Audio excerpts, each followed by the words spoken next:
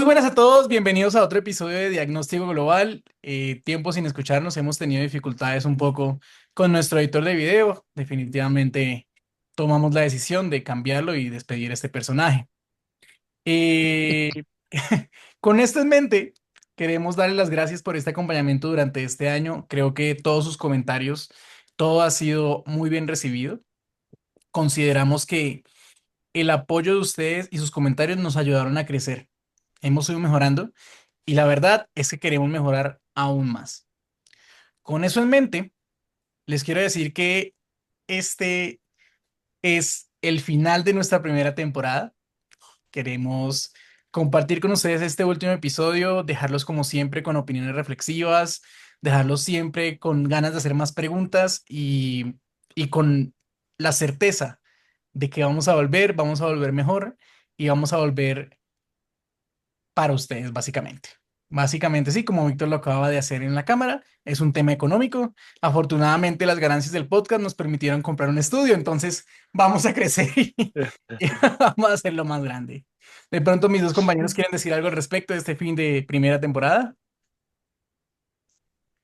Gracias por acompañarnos a Eh, todos, gracias por hacer de esta primera temporada algo maravilloso. Pues estamos aprendiendo junto con ustedes. Ustedes no son los únicos. Queremos llevar la información de calidad, pero ustedes no son los únicos que aprenden, por así decirlo, ¿no? Aprendemos ambos porque nos inmiscuimos en un tema que no vemos todos los días y más allá de eso, también aprendemos cómo llevarle mejor información a ustedes de calidad que les pueda servir en su día a día o por lo menos para reflexionar un poquito más. Entonces, muchas gracias y ya nos veremos en una mejor versión, estoy muy seguro. de acuerdo. Un proceso de aprendizaje y de mejora continua, tanto en la calidad del formato como en la calidad de nuestras intervenciones. Estamos también en proceso de aprender para poder transmitir mejor la información y llegarles de una mejor manera. Claro que sí, y con eso ya habiéndose dicho, los invitamos a escuchar este último episodio, nuestro episodio número 8, que seguramente va a ser muy interesante. Es un tema que ha movido a la comunidad científica, a la comunidad médica y también comunidad filosófica y ética, y pues es un problema en el cual todos nos vamos a enfrentar en algún momento pues de nuestra vida. Víctor, ¿qué opinas? De que lo único seguro en la vida es la muerte. De acuerdo. Y Lo- justo de eso trata nuestro podcast el día de hoy. Vamos a hablar de la eutanasia. Como todos saben, es un tema que ha estado en debate pues muchísimo tiempo. Yo creo que desde los principios de la humanidad esto es esencial porque eh, la muerte digna, una buena muerte, una muerte sin dolor. Entonces, todo ese tipo de clasificaciones y consideraciones éticas son los que vamos a ver el día de hoy. Entonces, ¿qué les parece, muchachos? ¿Empezamos? Empecemos, Go Jaime, ahead, Perfecto, go entonces ahead. lo para primero que nuestros anglohablantes, Jaime aportando. saben que él siempre usa palabras rimbombantes para enriquecer un poco el léxico del podcast. Ahora bien, hablemos un poco de la etimología de la palabra. Entonces, la palabra eutanasia viene del griego eutanatos, que básicamente significa buena muerte. En la antigüedad no había ese tipo de connotaciones médicas ni legales, simplemente se refería a una muerte sin dolor y en paz. Más o menos alrededor del siglo XIX fue cuando el término comenzó a adquirir un sentido bioético y conforme fueron avanzando los avances científicos, que permitieron prolongar la vida artificialmente. Esto significa que situaciones que antes no tenían solución, pues comenzaron a prolongar la vida, como el uso del antibiótico. Ustedes saben que básicamente antes de la invención de la penicilina, la expectativa de vida no solía superar los 40, 45 años. Y esto comenzó a prolongar cada vez nuestra existencia. Con esto, pues la muerte comenzó a alejarse un poco más y pues vinieron diferentes resultados científicos, el cual permitió prolongar la vida, disminuir la tasa de mortalidad y con esto pues plantearse uno que otro dilema ético al respecto. Porque, por ejemplo, ¿qué tan ético podría ser el seguir prolongando la vida y no simplemente que siguiera su curso natural? Sino que simplemente estos medicamentos, que aunque pueden parecer básicos, podrían ser prolongadores de nuestra existencia. En la Grecia clásica, pensadores como Epicuro, Séneca, defendían la idea de la muerte voluntaria. Esto podía ser racional siempre y cuando la vida se volviera intolerable. Esto fue cambiando conforme el cristianismo. Esto consolidó que la vida era un don divino, algo inviolable, algo que no podía transferirse, y marcó muchos siglos de oposición moral, y cualquier otra forma de muerte asistida era vista como pecado y se castigaba con la muerte, lo cual es irónico.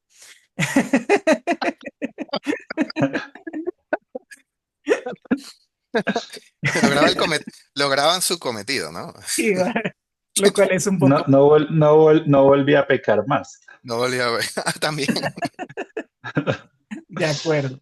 Ya conforme fueron pasando los siglos y los años, en 1935 en Londres se fundó la primera sociedad pro eutanasia, y desde los años 2000 en Países Bajos, Bélgica, Canadá, España, Colombia se han venido implementando diferentes leyes, diferentes proyectos en el cual la eutanasia puede ser vista como algo, como una herramienta para personas que ya definitivamente por más implementaciones artificiales están sufriendo mucho. Ahora bien, llegando un poco a la actualidad, la eutanasia se entiende hoy como la intervención médica, la cual está destinada a poner fin a la vida de un paciente con sufrimiento irreversible. Claro está, bajo su consentimiento informado. Entonces, aquí es importante aclarar que hay una gran diferencia entre eutanasia y suicidio asistido, el cual es donde el médico prescribe los fármacos, pero el paciente es quien él mismo se los administra. A su vez, la eutanasia consiste es en suspender los tratamientos e implementar diferentes fármacos por parte del médico para tener una especie de muerte digna, entre comillas. Habiendo hecho esa pequeña introducción, les quiero preguntar a Víctor y Jaime, ¿ustedes realmente creen que existe una muerte digna o es simplemente algo que nos inventamos o algo un concepto que creamos para, no sé, para hacernos sentir mejor al acabar con la vida de una persona? Jaime, Pero, este que Adelante, se habla. Víctor. no, pues Jaime es filosófico. La pregunta es muy filosófica. Adelante, Jaime. No, pero ya va, Bueno, vamos a aclarar. O sea, ¿quién está ayudando? O sea, ¿la pregunta es hacia los médicos que ayudan a morir dignamente o la pregunta es hacia la persona que muere con La dignidad? pregunta en realidad es hacia el concepto. Hacia el concepto, ok. ¿Creen que existe la muerte digna? ¿Existe o no existe? O sea, ¿morir dignamente existe? Uy, Jaime. eh, pues sobre el punto de morir con dignidad o no, creo que también debemos pensarnos en el contexto en el que ocurre la muerte, porque podría parecernos la muerte algo injusto o indigno siempre que se quiera, pero podríamos pensar en el contexto en el que ocurre, ¿no? De pronto morir a mano armada por un sujeto en la calle a través de un robo, podríamos considerar que sería una muerte indigna, aunque el resultado final sea morir, pero estar en casa rodeado de nuestros seres queridos, un último abrazo, un último adiós. El resultado final, después de que, por ejemplo, un médico nos colabore con la intervención, la aplicación de algún medicamento, el resultado final es la muerte, pero el contexto y el escenario en el que ocurre es diferente. Habiendo dicho esto, yo sí considero que exista ese concepto de muerte digna. Se materializa en el contexto y en las circunstancias en las que la persona en la que va a morir finalmente se desarrolle, se desenvuelva la actividad del ejercicio de la muerte. Es un Ok. tema muy personal, primero, o sea, porque lo que pueda ser digno para mí puede que no sea digno para ti, puede que no sea digno para Jaime, ¿sí? Claro, Partamos de ahí. Yo no sé si ustedes saben, bueno, yo creo que ustedes saben, pero pues nuestros oyentes no. Cuando yo llegué a Colombia, uno de los primeros trabajos que tuve fue en una unidad de cuidados crónicos, paliativos y terminales. Y yo desconocía muchísimo, muchísimo, y creo que es un tema, ya lo vamos a abordar un poquito más adelante, pero es un tema importante que la sociedad, por lo menos latinoamericana, desconoce, a pesar de que ha habido avance en algunos países, desconoce el manejo de este tipo de pacientes. Mm. Entonces yo me enfrenté a muchos pacientes que estaban en cuidados crónicos, paliativos y terminales, ¿sí? Cuidados crónicos, pacientes que requerían de un manejo crónico para toda la vida, ¿sí? Por ejemplo, también se puede hablar de hipertensión, o sea, eventualmente y vas a utilizar un tratamiento para toda la vida, eso no necesariamente quería decir que ibas a fallecer. Paliativos eran Jaime, pacientes. está esto de que pacientes hipertensos se les comienza a No, preocupar. Gracias. No, no, los pacientes paliativos eran pacientes que pues tenían una expectativa de vida mayor a 6 meses, pero la enfermedad que tenían eventualmente iba a terminar haciendo que fallecieran. Y terminales era que se encontraban a los menores de 6 meses por la enfermedad que tenían. Sí. Yo vi durante esa, fue una experiencia de crecimiento personal, porque pude observar cómo se podía, sin querer, deshumanizar a muchas personas, ¿sí?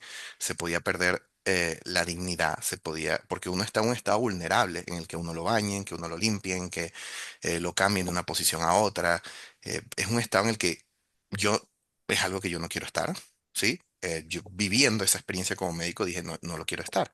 Pero esa visión es muy distinta para cada paciente. Habían pacientes que en el momento que ya no eran, ya no podían alimentarse a sí mismos, decían que no quería seguir viviendo. Habían pacientes que hacían todo, todo, todo lo posible para seguir viviendo, así estuviesen en coma, o bueno, en coma, pues, en coma no, pero así estuviesen tetraplégicos porque ellos tenían cierta satisfacción en solo ver la televisión, solo viendo canales nacionales, inclusive acá en Colombia, o sea, no había pero tenían satisfacción en eso. Entonces ellos prolongaban su vida, pues conscientemente. Entonces, es un tema, yo pues para aterrizar la idea, es un tema muy personal, es un tema que si me preguntas a mí como persona, yo creo que llega un punto en el que uno puede ser visto como un estorbo le guste o no, para la sociedad, para los familiares, y se pierde todo aquello.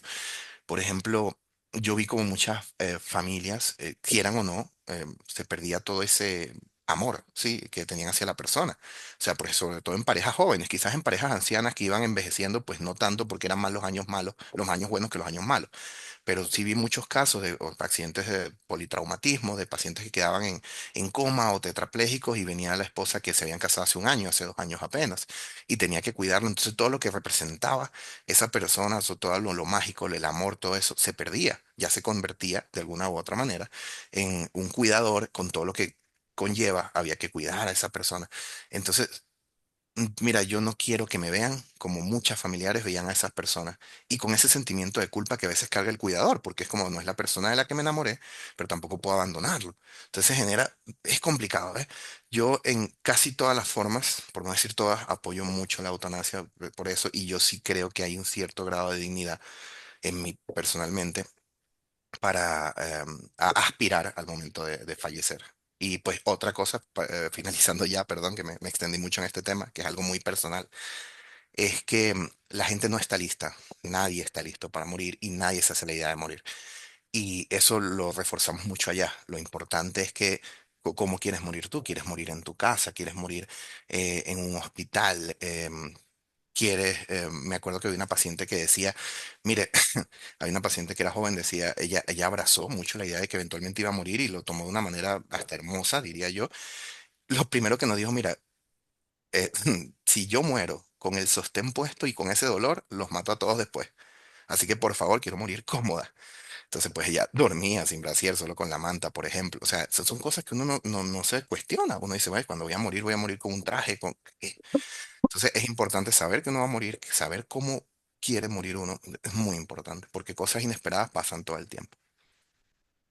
Perfecto, no, muchas gracias. Es importante, yo solo quiero advertir una Advertir. cosa, llamar la atención. Sí, advertir, llamar la atención, generar una advertencia. De, de, Del por ejemplo, griego eso. advertir. No, por ejemplo, claro, hay detractores y personas que están a favor de la eutanasia, del suicidio asistido y demás. Pero hay un punto crítico y la idea es también revisar qué tipo de mensaje enviamos a la sociedad. Lo que tú dices es cierto, cada persona debe ser libre o sea, ahí estamos de acuerdo. Creo que ahí no hay punto de que debe libre y deliberadamente decir cómo lleva su vida y cómo pone fin a su vida, o sea, en ese proceso de muerte. Pero, pero debemos examinar con cuidado el argumento de la autonomía, de la productividad, de sentirse útil o de no sentir o de sentirse una carga, porque podría correrse el riesgo de que ciertas vidas valen menos. Por ejemplo, que Claro. hay enfermos, cierto tipo de discapacitados o ancianos que estén dependientes. Podría llevarse o podría malinterpretarse ese mensaje en el que esas vidas valen menos y que probablemente es mejor la muerte a vivir con cierto tipo de limitaciones. Solo quería agregar eso. De acuerdo. Yo. Bueno, y una última pregunta, algo corto, algo personal de ustedes. ¿Ustedes le harían la eutanasia a uno de sus familiares? Ustedes como médicos. Sí, respuesta corta, sencilla, sí, pero porque fui 4 años médico de cuidados crónicos paliativos y terminales, vi muchas cosas y la respuesta es muy sencilla. Los compartiré con ustedes a lo largo del podcast, pero la respuesta para mí es muy sencilla, muy simple. A cualquier persona cercana, es hasta lo podría considerar, dependiendo obviamente de las circunstancias, un acto hasta de amor, sí. A mí me parece que es una carga emocional muy grande. Yo estoy de acuerdo con la objeción de conciencia también. Estoy de acuerdo con la eutanasia, pero también estoy de acuerdo con el derecho que tienen los médicos con ser objetores de conciencia. Eh, ¿Apoyaría a algún familiar cercano en todo el proceso de la muerte digna? Sí, pero aplicar, ser yo el que activamente pone fin a su vida, me lo replantearía. Estaría dispuesto a estar hasta el último momento, sí, pero no sé, trataría de buscar ayuda en Pero alguien más de que déjame, pudiera hacerlo. Llamaría a déjame y Víctor. te aclaro, déjame, sí, Llamo a Víctor y le Llama a Víctor. digo, Víctor, déjame y necesito. te aclaro algo, ¿no? O sea, obviamente la pregunta, me imagino, de Juan es muy hipotética en el sentido de que apoyaría la decisión, claro que sí, pero yo creo que, y de manera, o sea, no es legal ni ético que uno trate a su familiar. Entonces tú Ah, activamente no no, tratas a la exactamente, persona. O exactamente sea, no. No, activamente. pero en el caso en el que se pudiera, tal vez yo no lo haría. Mira, Tal vez yo no lo ah, haría. ok, entiendo. No, A menos de, o sea, en el escenario en el que otro pueda hacerlo. Pero si definitivamente soy yo, ya caemos en los hipotéticos de los extremos de no hay nadie más en el mundo que pueda aplicarle la eutanasia a un hijo, no sé.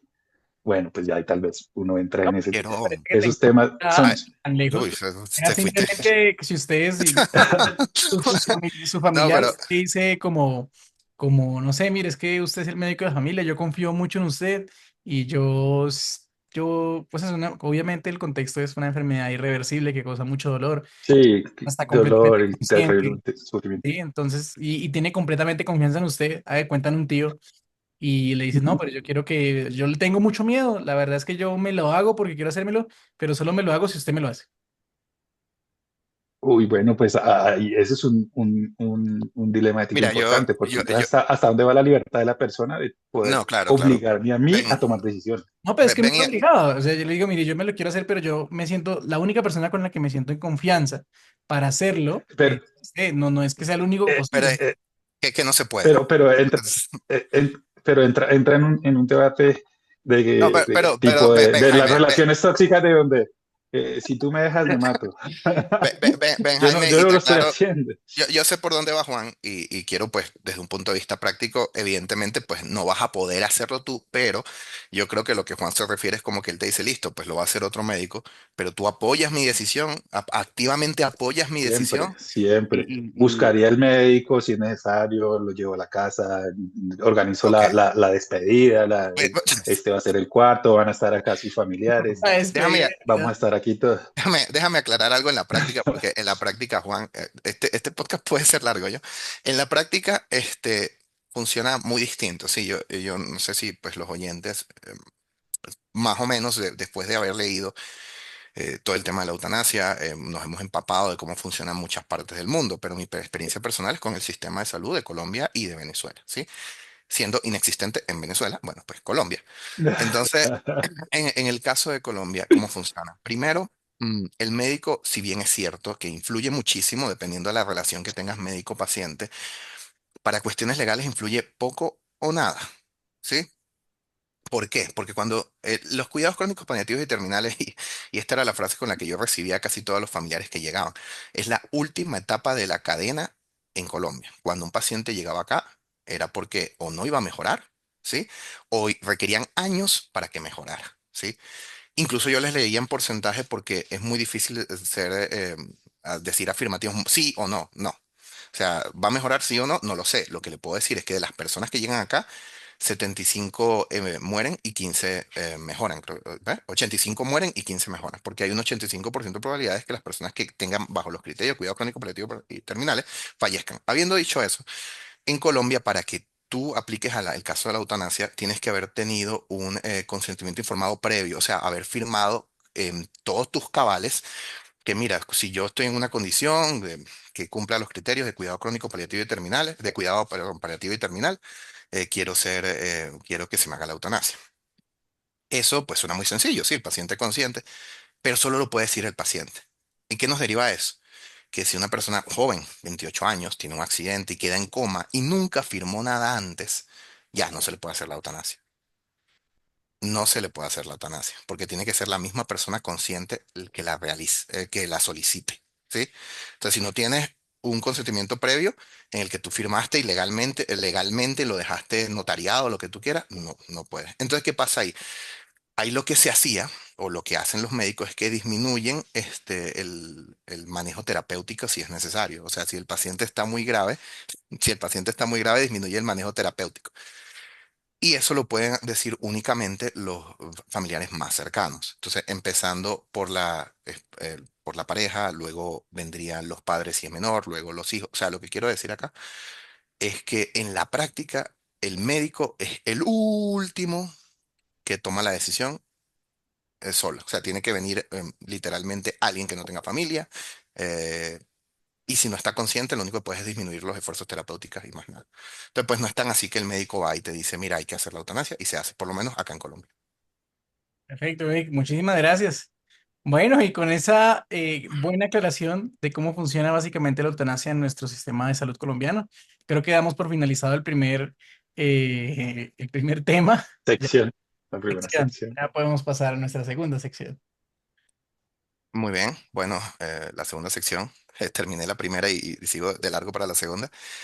Es el impacto económico y político y la posición no solo de las naciones a nivel mundial, sino de la OMS, porque pues bien lo dijo, o lo ha comentado Jaime, o lo ha insinuado, que cuando hablamos de eutanasia no estamos solo discutiendo únicamente ética, religión, estamos hablando de política pública, de economía y bueno, y de justicia social.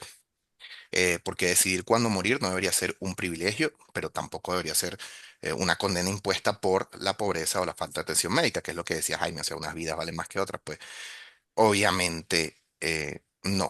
Entonces, como decía Antonio Escotado, yo, por ejemplo, particularmente, yo defiendo mucho el derecho a las personas a vivir la vida que quieren, y Antonio Escotado decía que él no le tenía miedo a la muerte, pero sí le tenía miedo al sufrimiento sin sentido, al sufrimiento inútil y sufrimiento innecesario. En los sistemas de salud modernos, la eutanasia no es una práctica masiva ni una medida de ahorro, ni mucho menos, pero, por ejemplo, en los países del primer mundo, que son países bajos, Bélgica, representa menos del 5% de las muertes anuales, ¿sí? Sin embargo, y esto es muy importante tenerlo en cuenta, porque nos guste o no, cada caso libera recursos de cuidados intensivos que antes se usaban para prolongar agonías inevitables. Entonces, pues sí se ahorra dinero.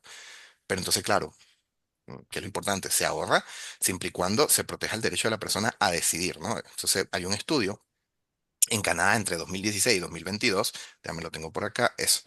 Más de 30.000 personas accedieron al programa MAID, que es Medical Assistance in Dying. Es un estudio del Canadian Medical Association Journal. Calculó que cerca de 100 millones de dólares canadienses en costos hospitalarios fueron evitados, ¿sí? Pero los propios autores del estudio fueron claros. El ahorro nunca puede ser el argumento moral.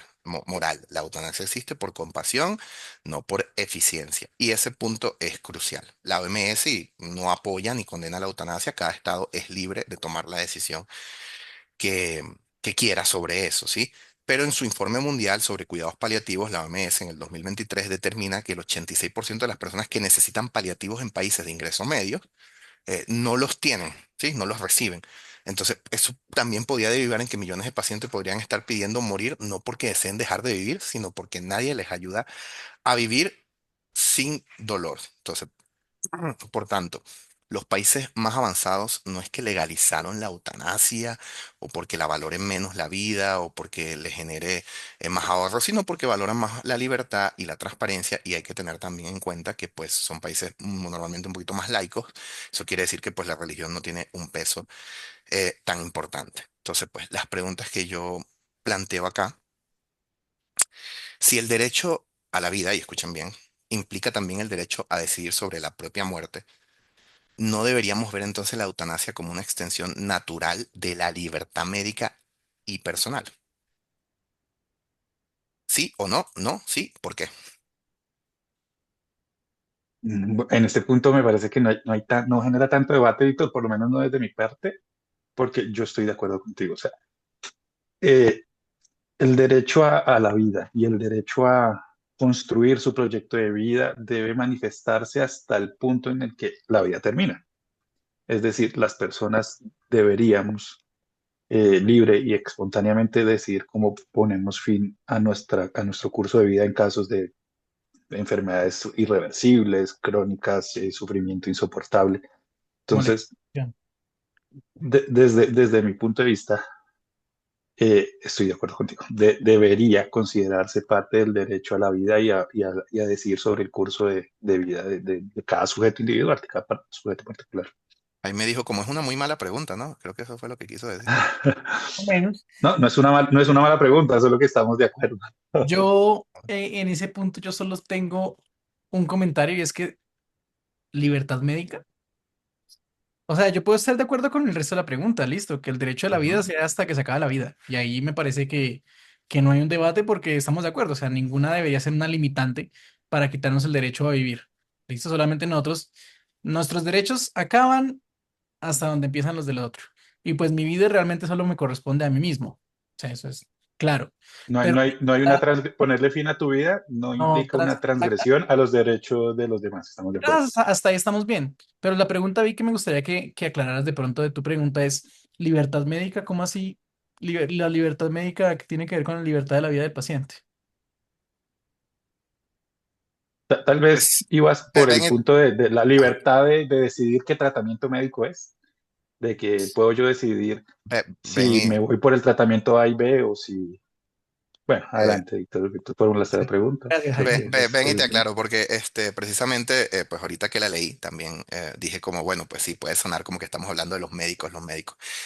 Pero no, o sea, pues me refería a la libertad, pues, de la salud, de la medicina médica, de medicamentos, o sea, la libertad que tú tienes, porque hay, tú tienes libertad a expresarte políticamente contra cualquier político, ¿sí? Ujú. Pero normalmente el tema de salud está muy enfocado hacia los médicos y el personal de salud, claro, porque son los que conocen, pero durante muchos años las personas no eran involucradas en este tema, ¿sí? Entonces, pues a eso me refiero con la libertad médica, que el médico divulgue la información adecuada y que en conjunto decidan, o sea, a mayor información, mayor libertad para tomar una decisión. Ok. Bueno, con esa aclaración, sí creo que las opciones siempre deben ser propuestas, si son viables, y dentro del marco de lo que ya hemos hablado, de ético y legal. El médico, fuera de la objeción de conciencia que ya sabemos que Jaime es pro vida y pero no, Diferente es estar de acuerdo con la objeción de conciencia. Yo estoy de acuerdo con el aborto y estoy de acuerdo con la eutanasia, pero Eso guárdalo para el próximo episodio. claro, pero Próximo episodio. estoy de acuerdo también con el derecho que tienen los médicos de De hacer objeción de negarse. conciencia, sabemos que no lo harías. de Pero lo negar. que quiero llegar es que mientras uno esté de acuerdo con todo eso y todo esté en regla, sí debería ser algo que debe ser propuesto, no debería ser algo que debería ser visto como un tabú, sí debería entrar entre la libertad médica y la libertad de la vida de la persona. Ok. Esa estuvo fácil, es verdad que sí, yo sabía que todo íbamos a alinear de alguna u otra manera. Ahora tenemos una, pues ya viendo los costes económicos que conlleva, los ahorros, el acceso a los cuidados paliativos de unos de otros países, ¿qué papel deberían tener los estados latinoamericanos, que como vimos en el reporte de la OMS, son unos de los que tienen mayor complicación al momento de administrar cuidados paliativos y por tanto tienen muchos pacientes con dolor, pero sin una ley clara, más allá de uno que otro estado separado, sobre cómo manejar la eutanasia? Entonces, ¿qué papel deberían tener los estados latinoamericanos? ¿Seguir prohibiendo en nombre de la moral, la gran mayoría por altas cargas religiosas, o regular con garantías para evitar abusos y desigualdad? Yo creo, bueno, es que esa pregunta tiene un par de matices, ¿no? porque estamos Está un poco sesgada. Es como, ahí. ¿ustedes están de acuerdo con permitir que se siga promoviendo el sufrimiento o que haya una ley que ayude a la gente, el buen vivir y el buen morir? Más o menos así. Más o Ok, menos se sintió la pregunta. ¿están de No, acuerdo con bueno, que el bueno, Estado bueno, incurre bueno. en todos los gastos y Qué deberían hacerlo? Vamos a aclarar aquí, es verdad, la hice desde mi punto de vista sesgado, ¿no? Muy bien. Jaime aplicó la vieja, ¿no? La vieja confiable, que cuando no entiendes la pregunta, ataca la pregunta. Entonces, no, pero muy bien, Jaime, muy bien. No, no, mira, ¿qué deberían hacer los países latinoamericanos? O sea, porque pues tenemos el problema de que no hay tanto acceso a la eutanasia, pero también hay una carga moral religiosa muy alta, pero también hay muchos pacientes que pueden ir a la eutanasia solo porque tienen mucho dolor, pero no se le da el acceso adecuado. O sea, ¿qué deberían hacer los países latinoamericanos? me cuesta responder desde el punto de vista de países latinoamericanos, pero voy a responder en nombre de mi país. Muy bien. Eh, yo Bueno, creo firme que corazón. estamos rodeados de mucha moralidad y disfrazada de hipocresía. ¿Sí? Ay, ¿Levantó la mano, Juan? de la mano.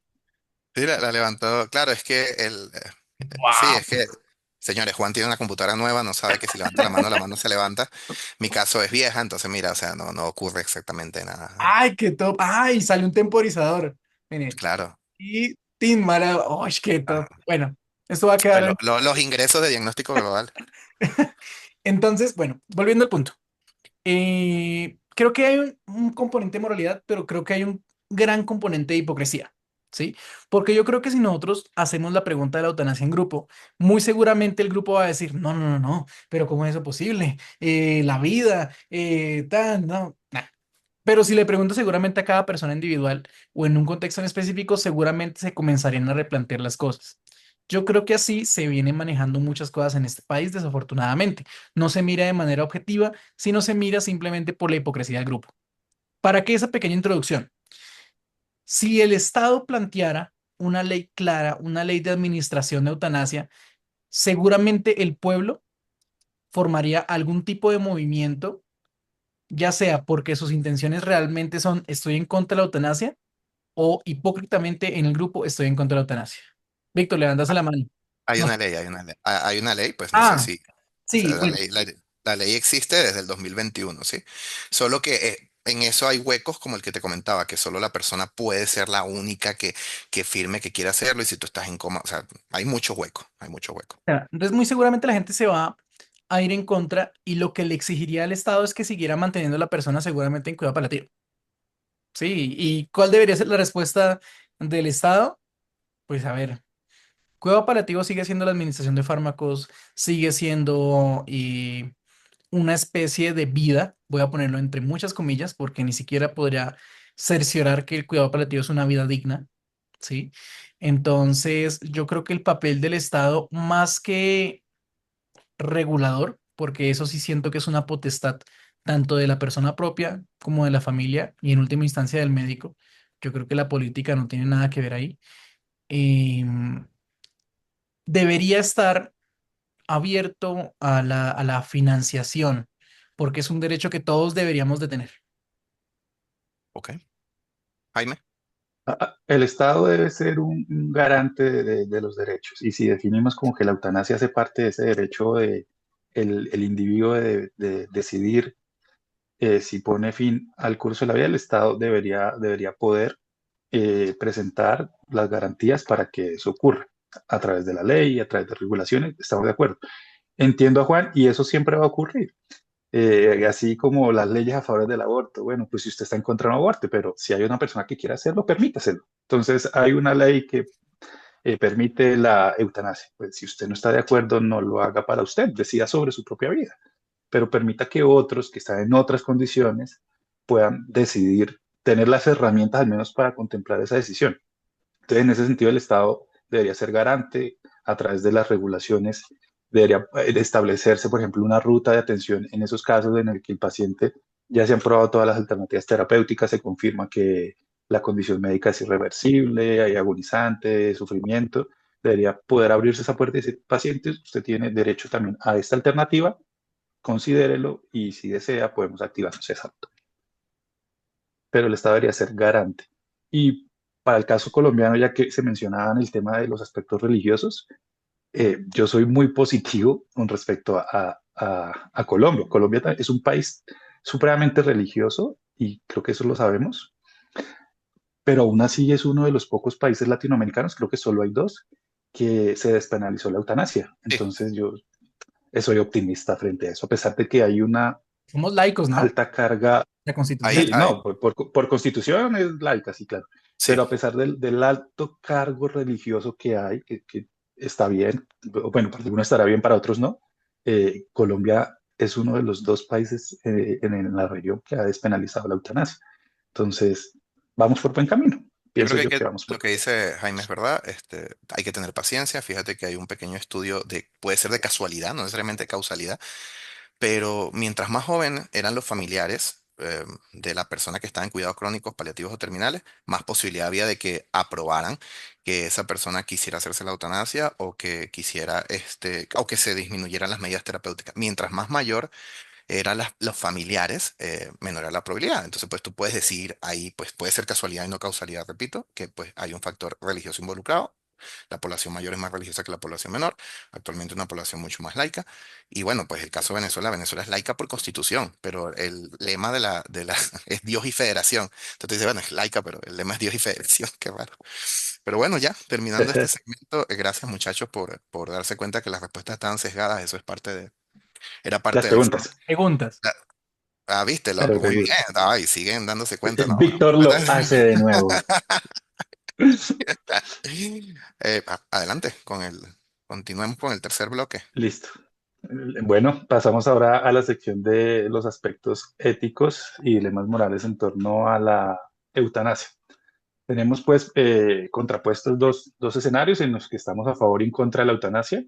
Y en torno a este debate está, por un lado, la autonomía individual de aquellos quienes consideran que debe primar el derecho de la persona a elegir cómo poner fin a su vida y el derecho precisamente a la vida, de que debe preservarse la vida sin importar qué.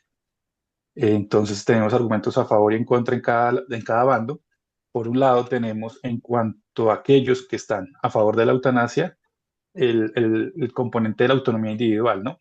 De que cada quien debe ser libre y determinar espontáneamente cuándo poner fin a su vida o en caso de que tenga un sufrimiento insoportable, ¿no?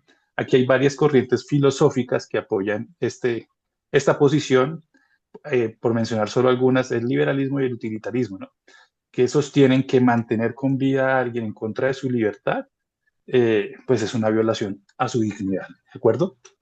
Eh, También tenemos la posición en contra de la autonomía, de la eutanasia, y están, digamos que, arraigadas a convicciones esencialmente religiosas, ¿no?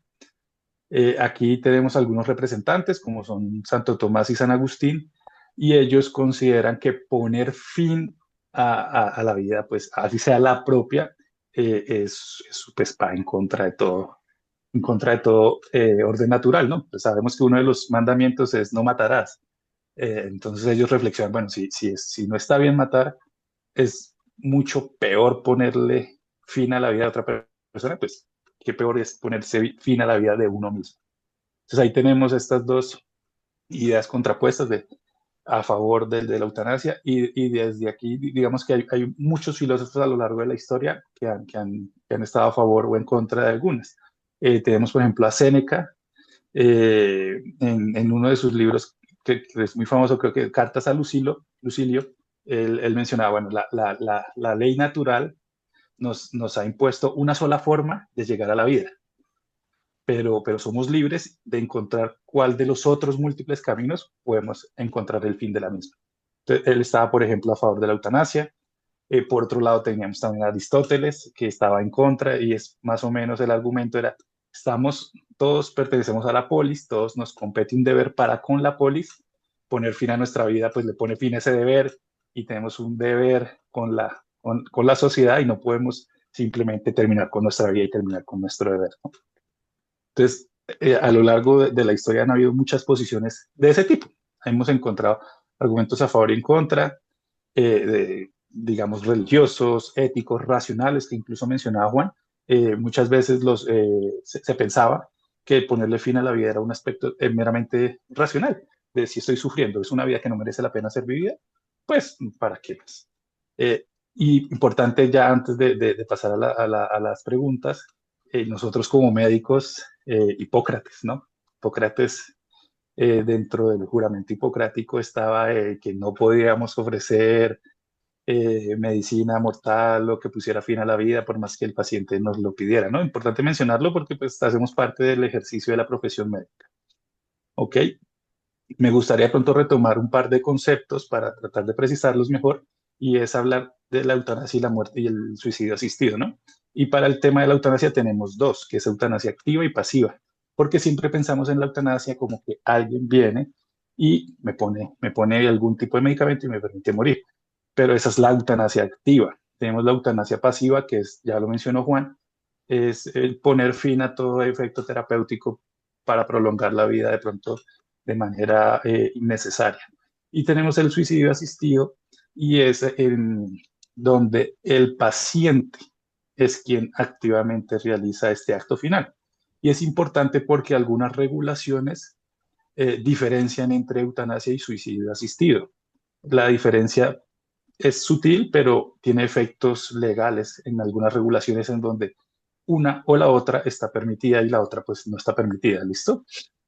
Habiendo mencionado esto, tenemos también presente que las decisiones sobre si llevar o no el curso de la vida, no siempre, o sea, aunque recae en el paciente, eh, suele haber algún comité de ética en la institución, algún acompañamiento y demás para decidir si vale la pena o no ponerle fin a la vida, si está bien o no, ¿listo? Entonces, habiendo dicho esto, tengo dos preguntas reflexivas para ustedes. Eh, Todos. cuando se practica la eutanasia, eh, ¿realmente eliminamos el sufrimiento o estamos eliminando el que sufre? Esta pregunta también está sesgada. Porque estás, Ahora todas las preguntas están sesgadas. todas esas sesgadas. No, o sea, porque es que si tú lo ves desde el concepto técnico, sí, la persona que sufre se elimina. Sí, pues, o sea, de alguna u otra manera, pues sí, obviamente. Porque si la manera de eliminar el sufrimiento de esa persona es parte de que la persona no esté con nosotros, pues, o sea, si me explico, uno más uno da dos, pues Sí. obviamente las dos cosas van a ocurrir, ¿sí?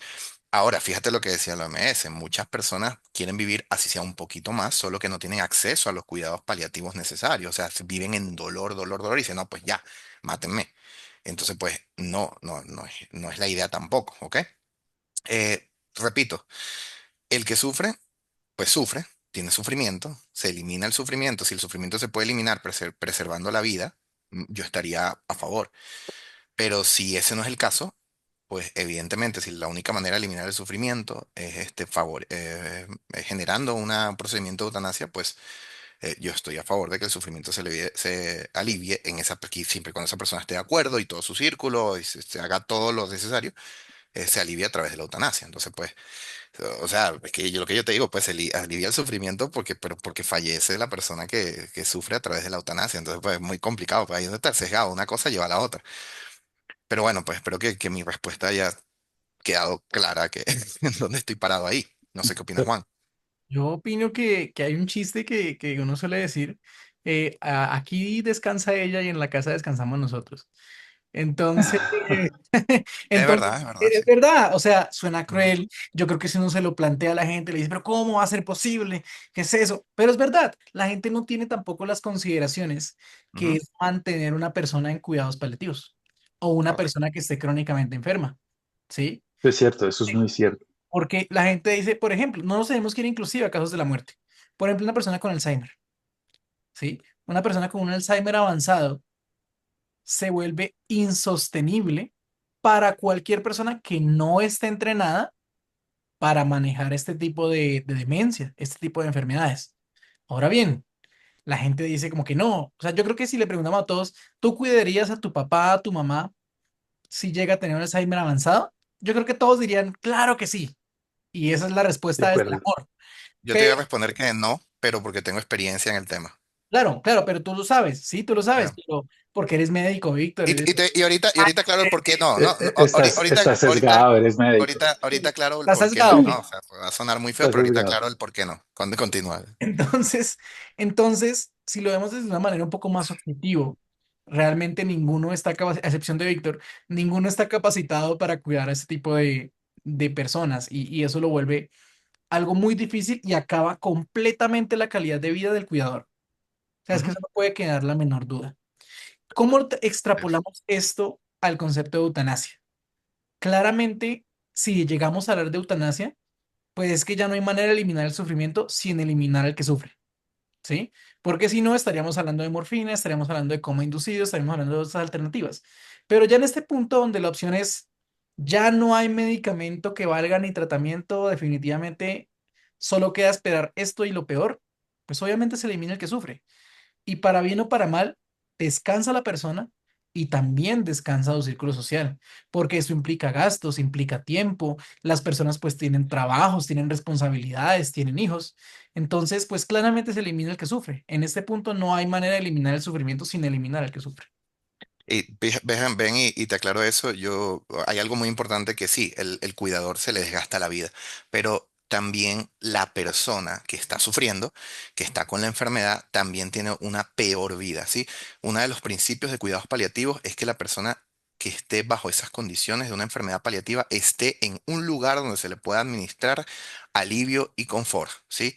Y si el alivio y confort no se le puede dar en la casa porque no tienes a mano la morfina, porque no tienes a mano el midazolam, porque no tienes a mano nada de esto, lo que tú estás haciendo es simplemente siendo egoísta, queriendo tenerlo más tiempo contigo, desde el amor, yo sé, pero no le administras aquello que le da calma. Entonces, sí, o sea, no lo digo solamente porque el cuidador se le acaba la vida, lo digo también es porque la persona que sufre, sufre más.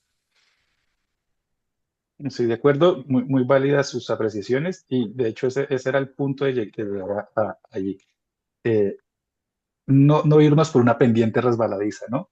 Eh, la idea es primero garantizar el alivio del sufrimiento para no incurrir en este tipo de lo que mencionaban ustedes, de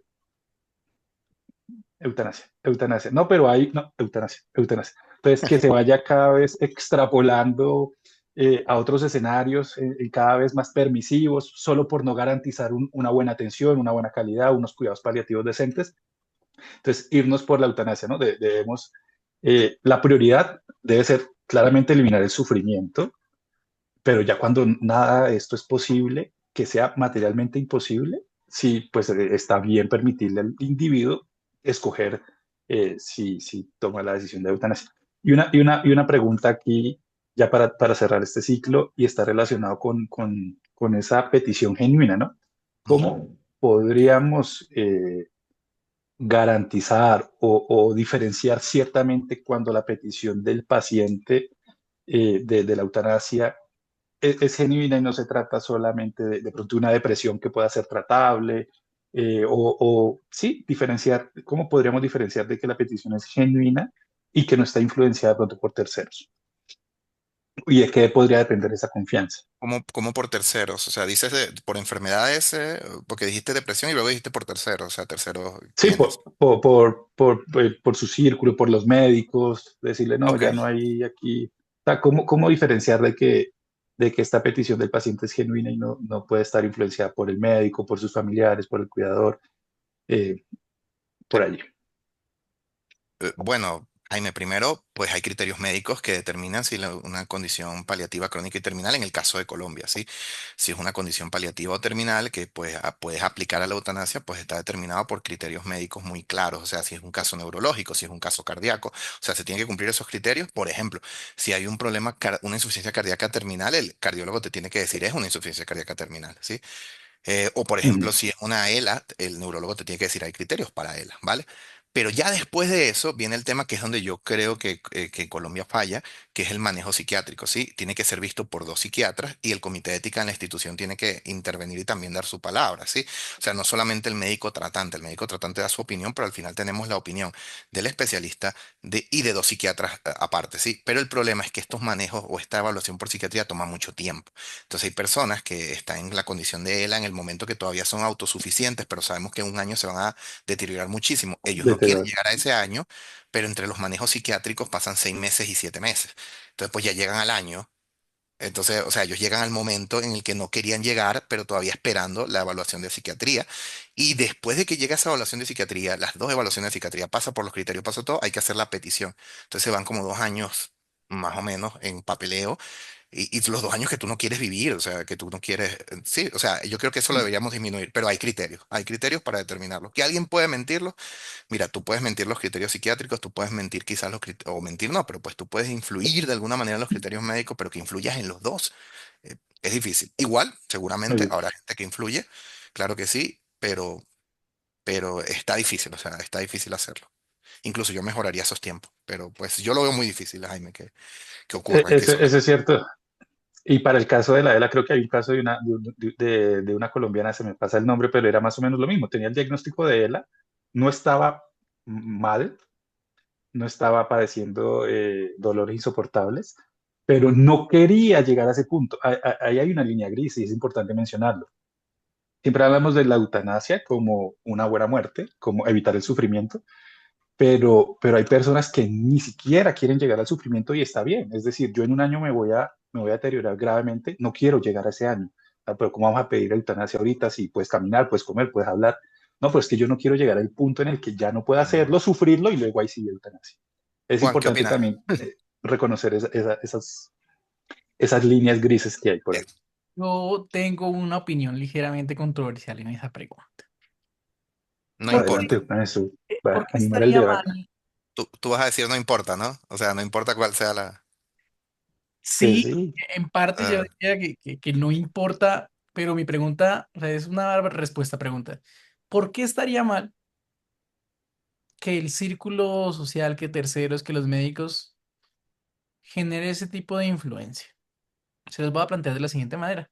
A usted le dijeron que tenía su enfermedad eh, intratable y pues el médico o sus amigos le comenzaron a sugerir, tiene un círculo social, digamos que culto o gente que sabe del tema, no cualquiera, y le dicen, pues la verdad es que, o usted conoce su círculo social y dice como que es verdad que no podemos mantenerlo en cuidados paliativos, o sea, va a ser muy difícil, muy seguramente el tenerme en cuidados paliativos va a generar que mi mamá termine en la quiebra, entonces yo elijo por mi contexto social que definitivamente como no hay nada que hacer, aunque ahorita estoy bien,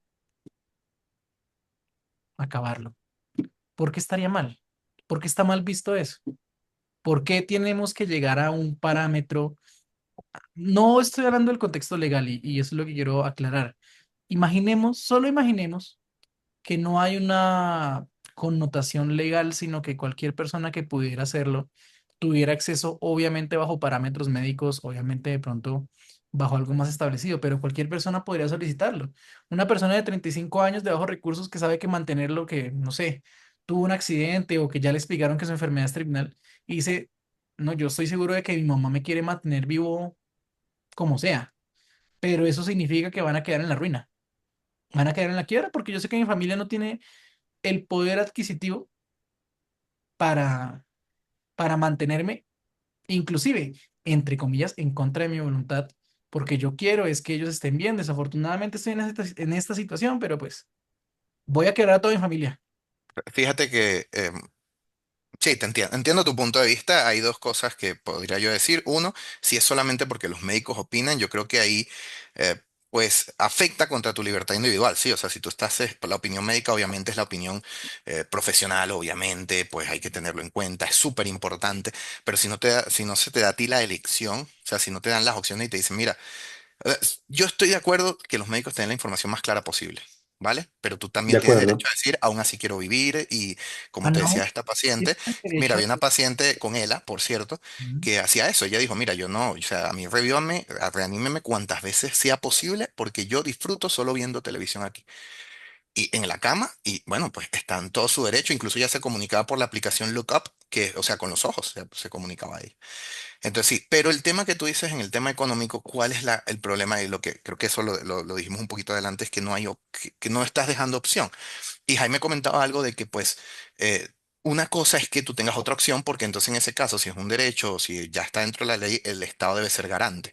Entonces, si el Estado te da la opción como, mira, a pesar de que tú te dejas de bajos recursos, tienes esta opción que pues, puede que no sea la mejor, pero es una acción de muerte digna, de estar con nosotros durante el proceso de eutanasia. Em, bueno, ahí sí, ahí tú dices, bueno, tengo una opción, quizás no es la mejor, pero tengo una opción, pero prefiero la otra. Pero si el caso es que no hay opción, o me quiebro o fallezco, pues es que no le está dejando opción y ahí sí está pasando lo que decía Jaime al principio, que no le estamos dando opción que la eutanasia se va a aplicar para unas personas y para otras. No.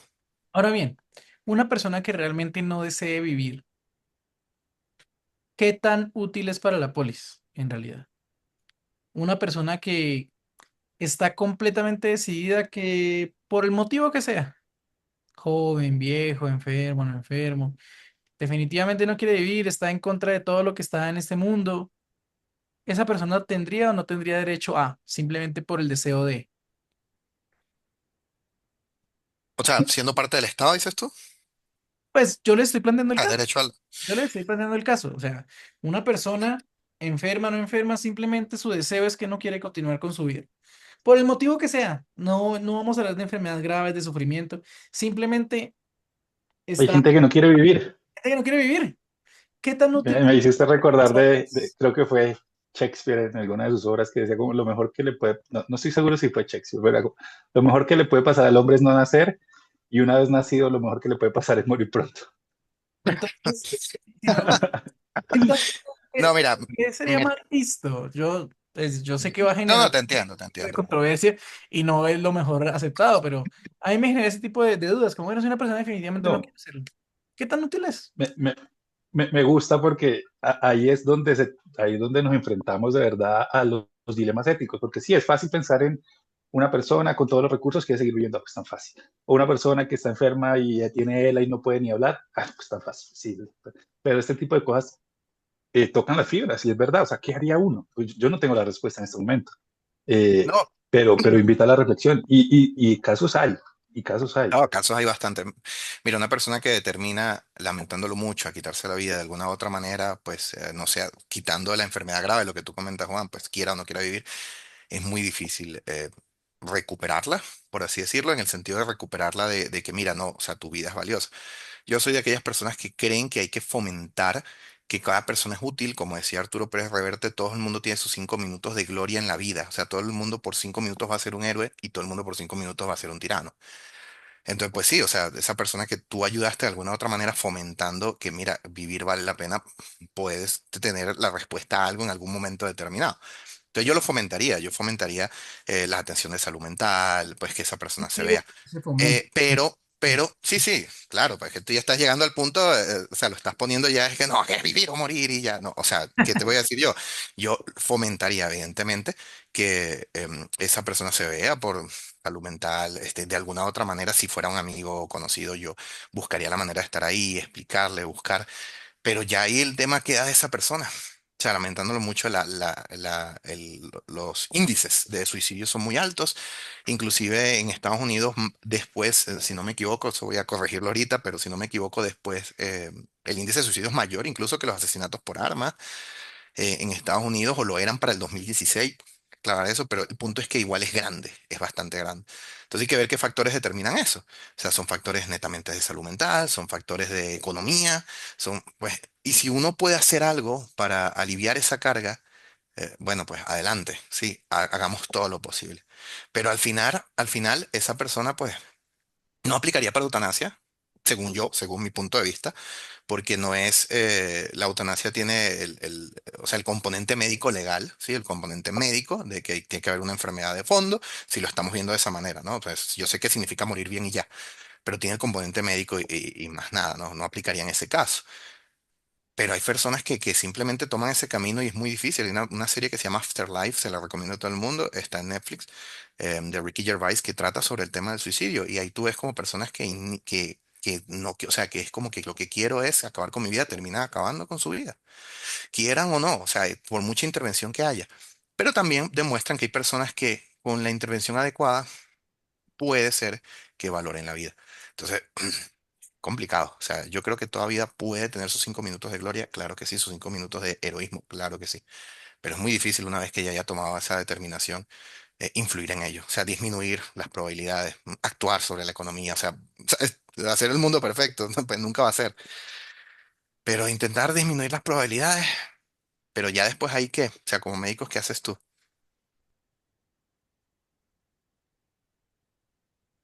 Y así quedamos. Ese es el final de A nuestro. reflexionar en casa. Corrijo la intervención que hice, no fue Shakespeare, era Sileno, parte de la mitología griega, en donde una vez le Yo sí preguntaron, dije, yo sí lo escuché, yo dije, sí, no, no, es que eso no suena a no, Shakespeare. no, no era Shakespeare, no sé por qué pensé que era él tal vez, pero Era no, Shakespeare, es cero. parte de la mitología, es parte de la mitología griega y le preguntan a Sileno que, bueno, cuál era lo mejor de todo, y era No, no, no yo nacer dije, y no, lo eso segundo es morir rápido. no, no, yo lo escuché, yo dije, no, yo Ya. creo que eso no es Shakespeare, ese es Matt Groening en Los Simpsons, pero vamos a ver si. Bueno, Listo, entonces, hecho esta corrección, pasamos a la siguiente pues sección. ya Adelante. para terminar y para hacer muy corto esto, yo quiero enfatizar tres historias personales muy importantes de las cuales nos pueden explicar de alguna u otra manera que por lo menos el sistema de salud ya colombiano quizás todavía no está preparado. Ha mejorado, pero todavía no está preparado para todo el tema de la eutanasia. Y no hablo no solamente de la sociedad, sino también hablo de los médicos, ¿no? Estando en esa unidad de cuidados crónicos paliativos y terminales, después pasaron la ley del 2021, pasaron muchas cosas. Y yo me siento muy orgulloso desde que inicié en esa institución hasta que terminé, cómo cambió toda la dinámica, cómo ya cada médico sabía cómo manejar mejor las cosas. Pero en el primer año, yo me acuerdo que hubo un paciente que llegó en coma, no sabíamos, pues los manejábamos, un paciente joven, tenía ya 4 meses en coma y una doctora comentó, pues igual él no va a sobrevivir enfrente del paciente, ¿no? Igual él no va a sobrevivir, igual él nunca va a salir de aquí, igual pues lo que podemos hacer es evitar que se caiga, que nada de eso, pues, y pues entraban muchos auxiliares entraban a ese cuarto aprovechando que estaban en coma y se decían chismes y de todo, ¿no? El paciente se complica, lo referimos por una colecistectomía. Lo referimos porque esa es la única causa de referencia cuando hay cuidados paliativos, crónicos y terminales, que pues hay un procedimiento quirúrgico que no puedes hacer en tu entidad. Y nunca más supimos de él, hasta 6 meses después que nos llegó una queja por parte de la EPS en la que el paciente recuperó todo su estado neurológico y lo primero que dijo era que nosotros, gracias a Dios, yo en ningún momento me involucré en eso, pero que muchos de los médicos entraban y decían que este paciente no va a sobrevivir. Incluso detalló conversaciones en las que habían chismes de las auxiliares y los auxiliares que se besaban en los pasillos. Entonces, mi reflexión aquí es, primero, nosotros no No sabemos. confíes, No, no no, confíes. pero no sabemos qué está escuchando y qué no está escuchando esa persona, ¿sí? Entonces Patente. siempre No, de acuerdo. no sabemos si siente o no siente, podemos pensar que no, pero sea amable cuando entres, cuando le vayas a hacer un procedimiento, esa es otra cosa que la que se quejó, que venían muchos enfermeros, enfermeras, y chan, lo inyectaban de una vez. No, tú entra, habla con el paciente, si está en coma, le dice, mire, señor Jaime, mucho gusto, soy el doctor tal, voy a extraerle sangre. Y ya, o sea, y explicarlo. Y además que, No, y fíjate, no pierdes nada, y estoy de no acuerdo, o pierdes sea, nada. Y fíjate que no una de pierdes las nada. cosas que nos dijo el paciente después, porque ellos volvían después por cuestiones de seguimiento, ya un poquito más calmado, era que una de las cosas por las que él quería, en las que se aferró a la vida, era porque quería hacer la queja. No puede ser. Entonces, Principal bueno, pues motivación era la venganza. exactamente. Yo La dije, bueno, venganza. y él, qué bien, o sea, está bien por la vida, fue hasta donde yo supe, pues yo ya hace años que no trabajo en eso, pero hasta donde yo supe, él estaba bien y estaba bastante sano. Otro caso, otro caso personal es que pues hay rituales indígenas que nosotros desconocíamos, entonces pues ellos abrazan un poquito más la muerte que nosotros, ¿no? Que pues religiones judeocristianas. Y había un paciente indígena que pues estaba a punto de fallecer y vinieron los familiares y dijeron, mira, podemos pasar y despedirnos a nuestra manera.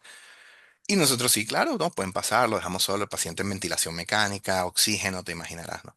Estoy hablando con mi compañero, con el doctor, y decimos, no, bueno, sí, pasaron y tal. Y el vigilante de la entrada dice, sí, ellos pasaron como con 5 bolsas. Y yo, uy, ¿y qué tenían las bolsas? No, pues dijeron que era parte del ritual y que ustedes autorizaron. Y yo, pues sí, pero tienes que ver qué tienen las bolsas, ¿no? O sea, pues, porque no pueden entrar con cualquier cosa. Hasta un minuto y medio después suena la alarma de incendio. Habían puesto velas alrededor de las balas de oxígeno, habían iniciado una Sí, ese fogata, problema. empezaron a rezarle y se ha encendido, se ha generado una que empezó a caer los dispersores. Y bueno, pues en el área de ventilados, que es el área donde trabajamos, pues todos los pacientes empapados, te imaginarás. Y pues ellos pues lograron terminar su ritual, la paciente falleció a un par de días, estaban felices, pero casi no destruyen la institución. Otra cosa que queremos decirles es que pues desconocemos cómo son tradiciones y costumbres de la muerte de muchos pacientes de muchas religiones, entonces pues también es otra cosa que hay que conocer y hablar con los familiares antes de que vayan e interactúen con el paciente, ¿no? Y la última historia, que es una de las que yo todavía me acuerdo y me parece impactante, yo no sé si ustedes han estado familiarizados con eso de que, bueno, hay un paciente que esperó que llegara su hija y después sí murió. Sí, es como que, ¿verdad? Hay pacientes que esperan. Cuando fue la pandemia, yo estaba en esa institución pues te imaginarán, pacientes terminales paliativos con ventilados a adultos mayores, o sea, todos tenían riesgo de fallecer bajo el COVID. Había un paciente en particular que estaba consciente, pero tenía una enfermedad pulmonar muy avanzada. Y él decía que él, pues él sentía que iba a morir y que lo último que tenía que hacer antes de morir era ver a su hermano. Y su hijo, el hijo del paciente, me dijo, mira, doctor, él quiere ver a su hermano porque pues hace tiempo que no se llevan bien y quiere pues como dejar las cosas claras. Y yo, bueno, pues eso fue complicado, pues la época del COVID, ¿sabes? 5 minutos por paciente. Nosotros le permitimos estar unos par de minutos más, llegó el familiar y cuando yo veo por la ventana se están insultando, pegándose gritos y yo iba a entrar y el hijo me dijo, doctor, dele unos minutos más. Y yo, pero, ¿cómo así? Entonces se va molesto el hermano, eh, y se queda como con una cara de satisfacción el paciente. Y después que se van todos, yo hablo con el paciente y le digo, pero se encuentra bien. Y me dijo, sí, ¿a quién le pude decir a ese? No voy a decir todas las cosas, ¿no? Todo lo que quería decirle antes de morirme. Ese tipo lo que es un, y bueno, todas las groserías inimaginables. Entonces ya estoy feliz. Y al día siguiente murió. O sea, esperó para insultar a su hermano para poder morir. ¿Saben? La reflexión que me queda de esta historia es que de dos, el principal motivador era la venganza. Era la La gana venganza, sí. Y de yo un no güey me que es voy de pasado este de mundo eventos sin reales. ponerle la queja. Yo no me voy de este mundo sin pasarle su PQR. Entonces, es lo importante, que no estamos acostumbrados, uno, no decirle a los pacientes, así estén en coma, siempre tratarlos con respeto, con empatía, porque son pacientes, así uno piensa que no están escuchando. Lo otro es entender las tradiciones y las costumbres de cada familiar y adaptar tus conocimientos médicos a cada sociedad o cada paciente. Y lo último es que el último deseo de una persona eh, muchas veces no te quita nada, siempre con las medidas adecuadas, concedérselo, ¿sí? Y uno no sabe qué es lo que quiere cada persona antes de fallecer, y pues bueno, fíjate, lo que quería era insultar a su hermano. Desahogarse, desahogarse. Pero le permitió morir tranquilo. Eso hace parte Le de lo que permitió él podría haber Exactamente. considerado muerte morir digna, con ¿sí? dignidad, No, exactamente, con Efectivamente. dignidad, no. No exactamente, me voy de este mundo sin decirle sus verdades. exactamente. La venganza Listo, es, Víctor. ¿cómo es? La venganza mata al alma y la envenena. La La venganza no venganza es no es buena. buena, no mata el alma y la envenena. Ramón Valdés. Bueno, Listo, adelante, bueno, Jaime. Finaliza esta temporada. ya, ya para reflexiones para llevar a casa, pues ya hemos mencionado en esencia de la eutanasia, ¿no? Digamos que al final del día, este tema refleja la manera en que una sociedad y como individuos enfrentamos la muerte y qué tanto valor le damos a la vida, ¿no? Lo importante de este tema es que lo podamos discutir, como mencionamos, con empatía y con honestidad. Es importante que hayan espacios de reflexión. Esto debe permitirse una deliberación pública, informada, evidencia científica y con valores, ¿no? Lo cual es clave para avanzar en este tema que no deja de ser íntimo, pero también es un asunto colectivo, ¿no? Y ya para terminar, pues nos invita a pensar en cómo queremos vivir, pero también cómo queremos morir, ¿no? Porque como Víctor lo mencionó al inicio del podcast, lo único seguro es la muerte. Bueno, gracias Jaime, gracias Víctor. Me parece que es un tema que claramente requiere mucha profundidad, mucho tacto. Sí, no verlo como un tabú ni algo para sacar No, aparte, eso. pero sí merece un respeto, merece eh, dignidad a la hora del tema. Entonces, muchas gracias a todos nuestros podcast oyentes. Estamos muy contentos realmente esta primera temporada. eh, Fue una especie de experimento, una especie de ensayo y error, una especie de mejora continua. y muy seguramente para nuestra segunda temporada tendremos muchas mejoras que esperemos les gusten, esperemos les atraigan y seguramente temas mucho más interesantes con palabras rimbombantes y reflexiones especiales especialmente por parte de Jaime. Habiendo dicho eso, por favor, no se olviden de seguirnos. Diagnóstico Rayal Piso Global. Los despide. Víctor Linares. Jaime Covaleda. Y Juan Guzmán, fue un placer hablar con ustedes. Hasta la próxima. Chao, chao.